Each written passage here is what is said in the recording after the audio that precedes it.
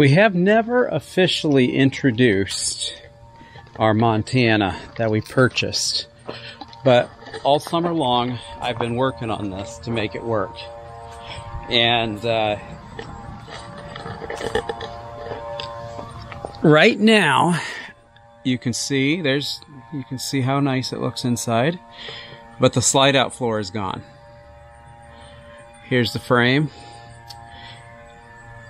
This video is going to particularly tell you how I'm going to go about, whether it's complete failure or whether it's good. I'm going to tell you how I am replacing the slide out floor. This probably wouldn't be so easy if it was, or difficult if it was an 8-foot or 10-foot slide out, maybe even 12-foot. But this slide out is 147 inches and a quarter. Which means I can't just use a single sheet to replace it. Nor will I. What we're going to do, and we're going to make this better than the factory, what we're going to do is splice in new pieces. Let me show you what this looks like. When we bought it, we didn't realize that this, you can slide out, was this rotted. This whole piece is gone. We're going to make this much better. We've got special plastics that we're going to put in place. We're going to have to get the holes in the exact same place. Power. And then we're going to make it so it doesn't have a problem. The water got in because of this fabric here. This fabric that is supposed to keep water out actually holds water in. Everywhere where it was not sealed, covered, is not rotted. It's only where this stuff is at, and really only at the ends. It's a design failure on Keystone's part. I don't even think they build them this way anymore. But I think they use like a rubber sealant now, like a flex seal, and we're going to do that too. But the board itself goes flush with this, which means that if water does get in, and it will get in because of the screw holes, you can see how rusted some of these are that didn't even come out. Here's another one here. Those are going to come out. Ones on the end were not. They're okay. There is a little bit of water damage because of the plastic here, but nothing that I'm going to do too much with there because it's not bad now. Right here is the ramp. Plastic ramp. It's kind of thin plastic. We're going to put in a better one. This here is the sliding frame.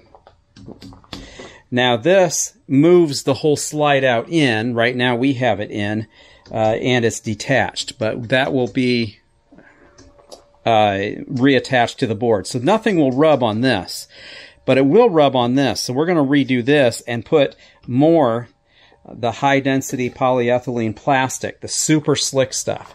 And we're going to replace that all on here. This is what was before. This is the gasket or the piece that they had put here so the plastic would not rub on the metal, that plastic wrap. Well, it did. So we're going to fix that too.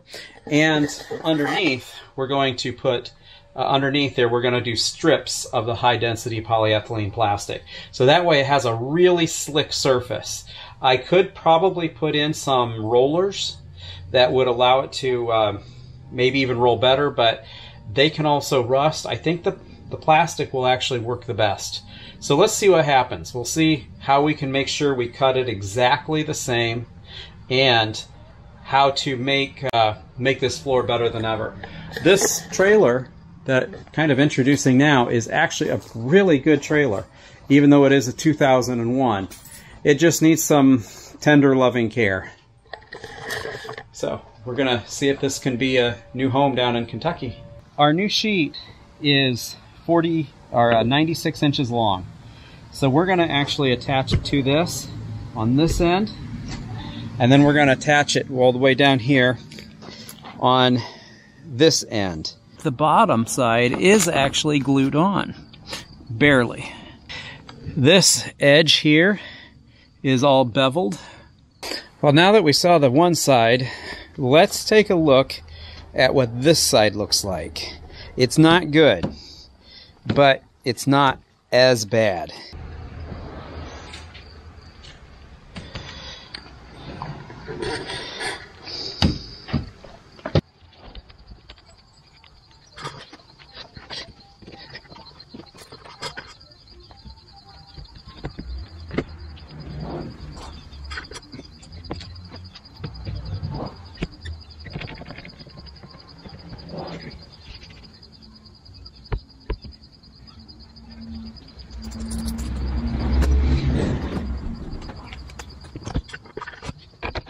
So my thinking is on this that if I can cut this, align this where I want it, which is a 1/16 over the edge here, that'll account for the thickness of the blade.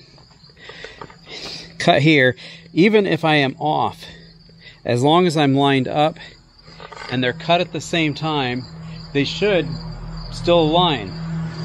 In my head it does anyway. We'll find out if it does in real life.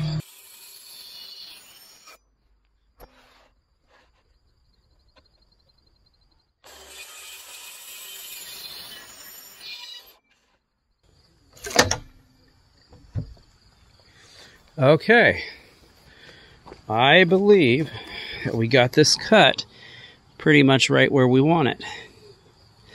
Right there. And with the track saw, it makes it nice and straight. I'm now cutting the ramp, and this is actually my third cut because I keep going deeper each time, and this is the final cut. I can get a 57-degree angle. I need to get it to 64 degrees to get it to match the other board.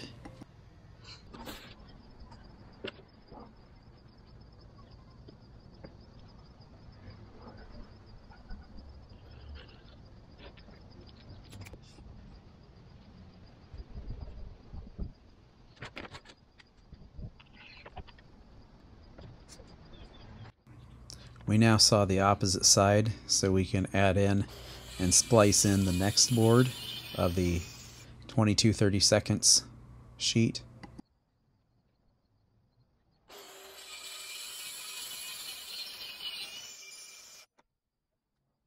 At this point, I'm marking the board for the biscuit joiner, and I have to mark both sides to make sure that they get centered quite well.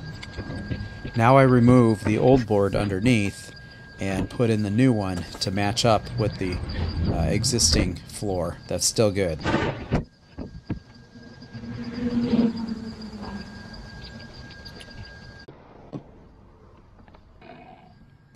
Have you ever had the opportunity to use a biscuit joiner? It works really well for picture frames, and I thought, hey, this might be a good thing for it to join the floor.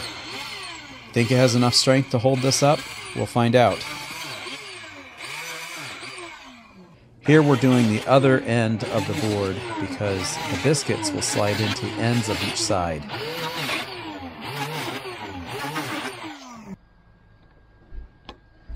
After we use the biscuit joiner, now we use the Craig jig to put in pocket screws.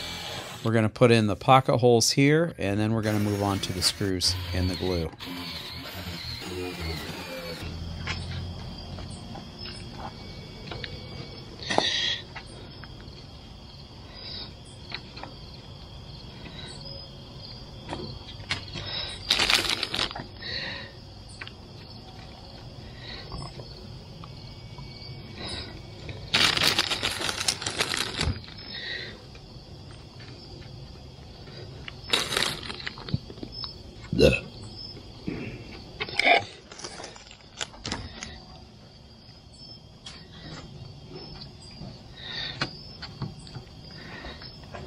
It says there's a new update for my phone.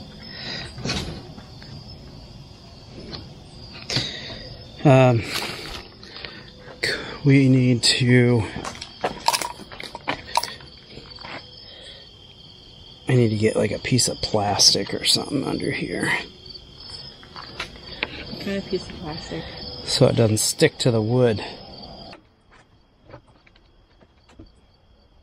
Now carefully we have to align the biscuits on with the slots on the other side.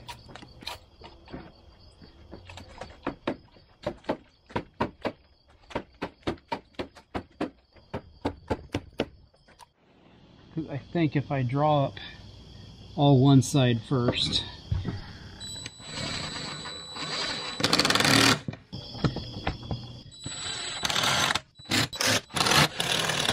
I got a can of black Flex Seal, and now I'm rolling it on, and this is the second coat. I think I ended up putting 3 coats on, and it worked really well. I'll even put some more on down the road here. But that's going to be our sealer. I wasn't sure if the can was good or not. It was really, really hard in the bottom. And Flex Seal ended up sending me another can. Now I am doing an epoxy on the ramp. I sanded it down to match the old or the original board because we could only do 57 degrees at the beginning and we needed to be somewhere around 64. So I used the sander, took care of that. Now I'm going to do an epoxy hardener on the ramp edge so it has a hard plastic to go against the hard plastic. Is to put a coating of epoxy along here.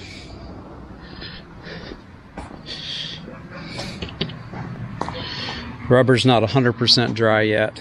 That's okay. We'll just do a thin coat first just to kind of seal it off, and then we'll come back and do another one.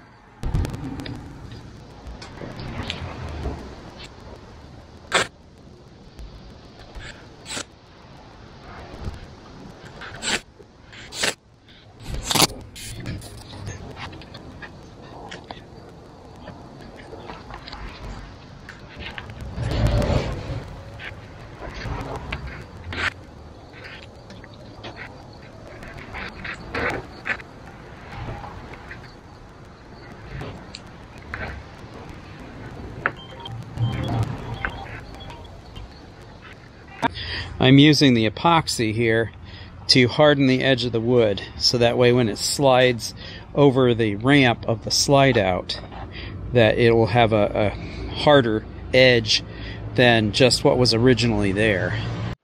We've just finished up the rubber on the board, both sides. We've got our long sides, we've got underneath, we've got the epoxy on the end for it to slide. We'll have to sand this down a little bit to make the floor smooth.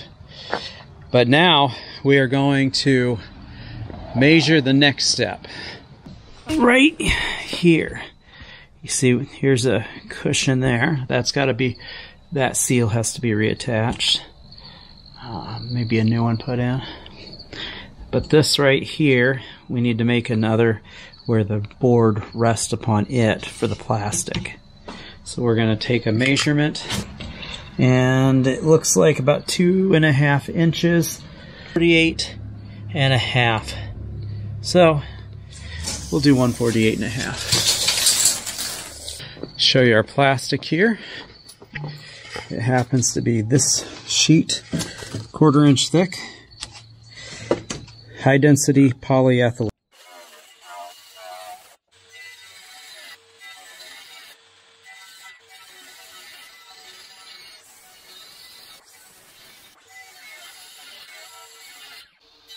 I'm now cutting a 45-degree angle for the ramp where these are going to attach on the bottom of the board.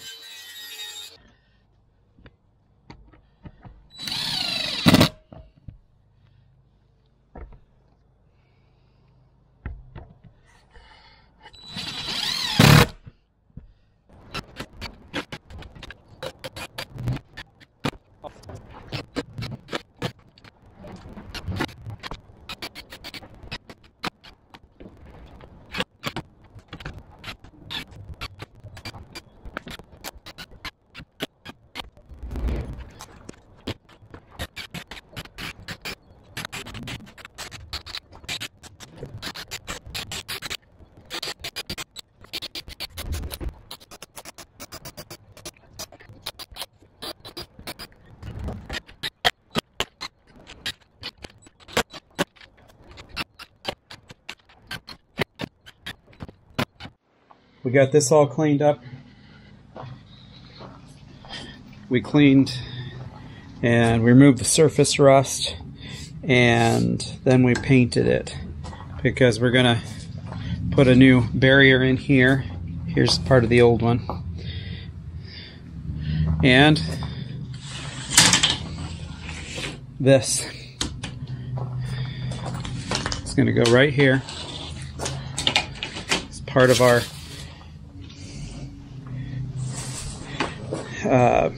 what would you call that? Keeping it slick. Right there. We're going to go ahead and start screwing that in. Some self-tapping screws. I'm still going to pre-drill it though. And we're also going to countersink them.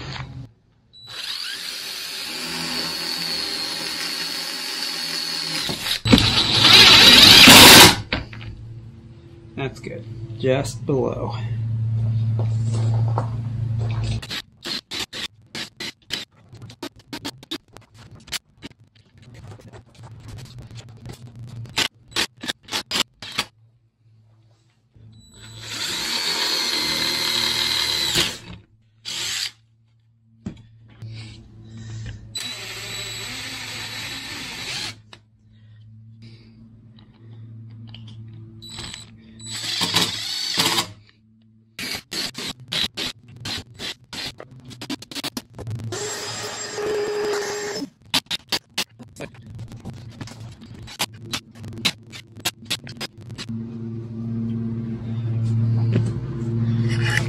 Okay, all in.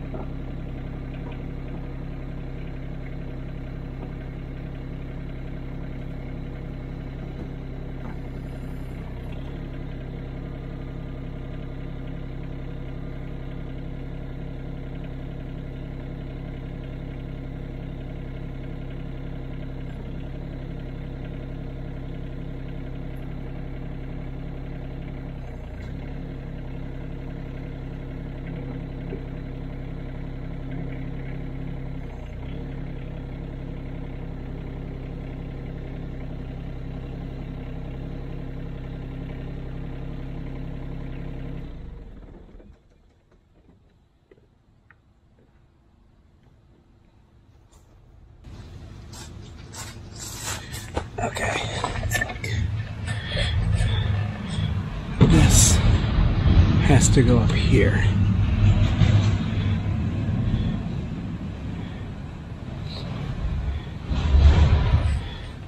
And because of this fender, it's not going to be as easy as what you'd think.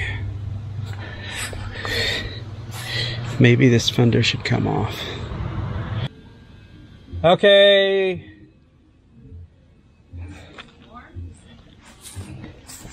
I'm going to lower it down just slightly and see what happens.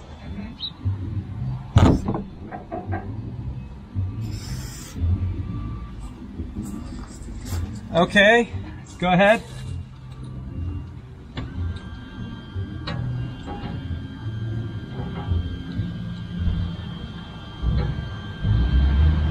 Okay, I think that's good.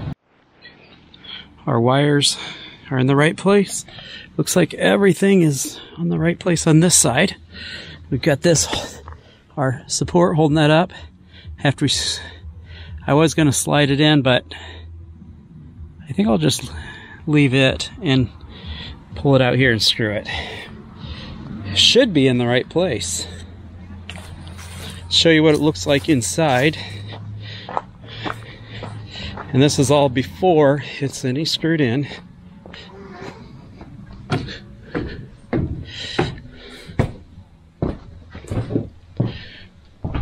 So we can walk on it.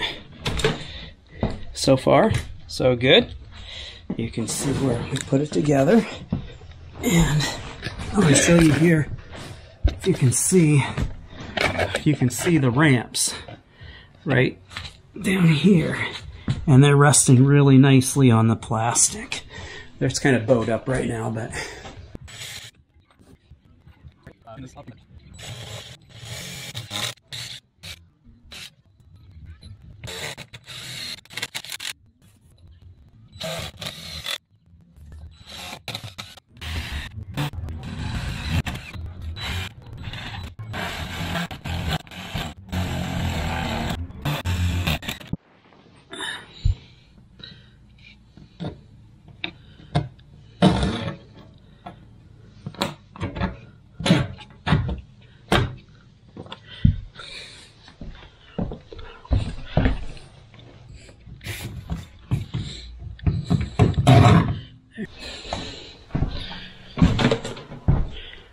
significantly sturdier than before. Look at that. They all came through just fine, which that's a good thing. Okay. Our next step in putting this all back together, we've gotten the bolts in, is now to attach levelers. And it's also the part that holds up the whole trailer, these bars right here. And before we had them on with just wire so they could be removed. I actually thought that that was part of removing it. I wouldn't have had to do that, so you might not have to do that either if you would have known what all was going in on this. I think you could have just we could have slid it in if we had realized how many parts of these were actually welded together. Probably didn't have to be, but anyway, that's what we're doing now. We're going to take these wires off and put the bolts in for the levelers. Our next step is now we could put this back on. And I was trying to demonstrate this previously, but you can see how the board was actually showing even with this trim piece on, which to me says it's useless for the most part, other than holding this down, the fiberglass. So we're going to replace this with the L. We're going to keep this, so we drill the same holes.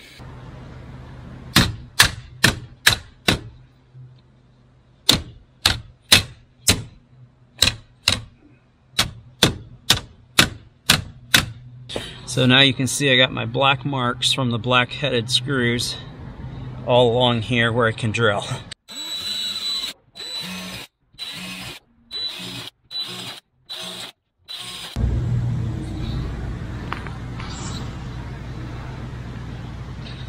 I don't know if you can see it, but they all seem to line up. Okay, now we're going to do that to the other side. If you're not sure where they line to hit, you can draw a line like here.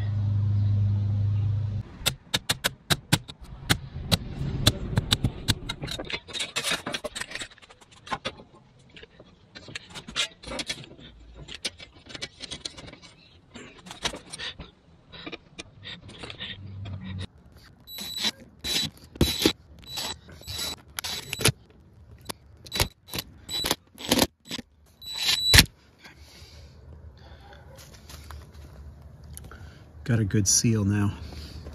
All the way there. Underneath now, we'll put screws here too. But we're gonna finish the other part. Then we're gonna cap this full, this up here, with caulk. And we put a bunch of caulk up inside there to weather seal that. We'll go over one more time and touch up where we need to do the rubber on the bottom. Because when we put it up here, we did get some scrapes, which I'm glad we didn't use the cloth because we could have torn through it. But you can see it actually gives a much better layer of protection.